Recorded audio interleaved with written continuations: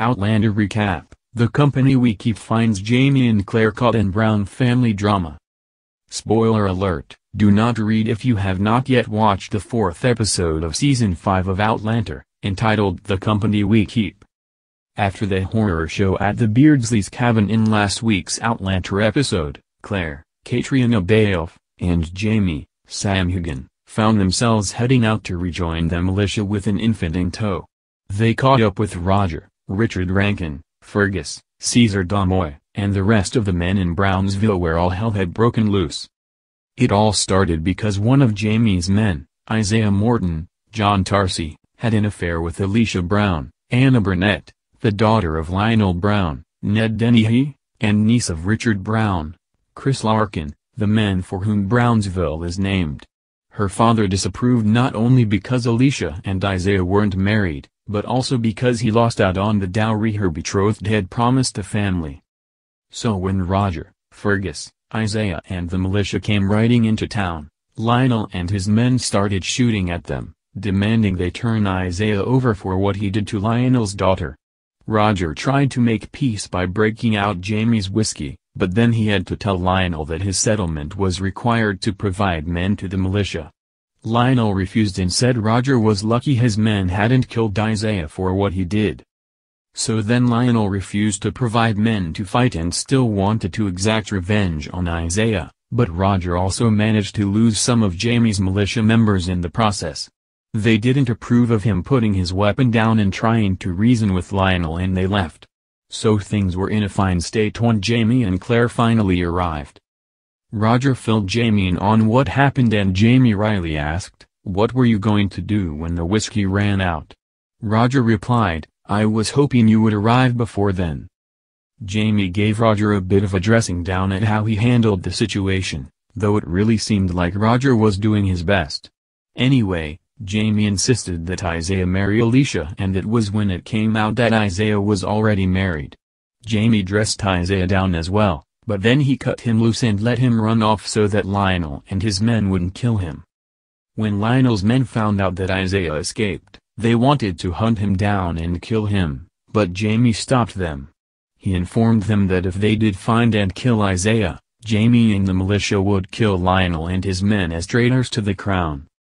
Eventually, Richard agreed to provide men for the militia and he and Jamie shook hands, but everything was very nearly derailed by Alicia and Isaiah once again. Alicia confided to Claire that she was pregnant and Claire tried to reassure her that everything would be fine, but Alicia was so despondent at the loss of Isaiah and being with child that she tried to kill herself. Thankfully, she missed and only ended up shooting herself in the arm. Cue Isaiah's return, where he told Jamie that he and his wife were so unhappy and he was in love with Alicia. Jamie brought Isaiah to her and the two of them ran away together in the wee hours of the morning while Jamie provided a distraction for Alicia's family by turning their horses loose in the opposite direction from where Isaiah and Alicia fled. While all this was going on with the Browns, Claire did manage to find a nursing mother, one of the Brown daughters named Lucinda, Moira Brown, to help feed Fanny's baby girl. As she recounted the story of how they came to have the baby, Claire found out that her Dr. Rawlings' Guide to Basic Hygiene and Healthcare ended up getting published in the broadsheets. But hey, it couldn't hurt to have more people be informed about safe medical practices. Later, Alicia's mother Meg, Sarah Belcher, informed Claire that Lucinda's own baby was born premature and died, so she offered to have the Browns keep the baby and Claire agreed. But she swapped one problem for another when she found that Kezzy's, Paul Gorman, tonsils were as infected as his brother's tonsils were the previous week. He needed surgery, but Claire couldn't perform it out in the field with no equipment or penicillin, so she and the twins set out to return to Fraser's Ridge. Jamie told Roger he would be going with them as an escort. Claire also had to tell Jamie about the arrangements she found for the baby. He was a little sad at first because this was his and Claire's chance to raise a baby together, but he ultimately saw that leaving the baby with the Browns was the best solution. Back at the Ridge, Brianna, Sophie Skelton, returned from a trip into town and found a coin inside Jemmy's bassinet. Mrs. Bug, Sarah Collier, said it was an Irish man who came up and called Jemmy handsome, then gave him the coin.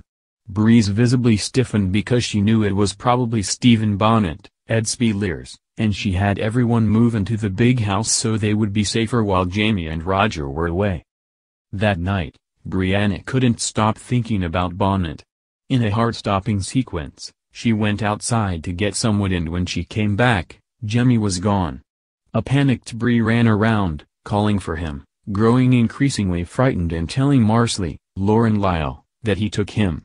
Marsley, of course, had no idea who Bree was talking about and managed to find Jemmy hiding a cupboard. She later asked Bree why she was so scared, telling Bree that she has heard Bree having nightmares at night. Bree tried to blow Marsley off at first, but Marsley opened up to her about how she used to pray every night that something terrible would happen to her father, who beat her and her mother and sister all the time. She felt like she killed him because she wished for it so hard to happen, but Brianna told her she didn't kill him, which let Marsley turn around and say that thinking hard about something doesn't make it true.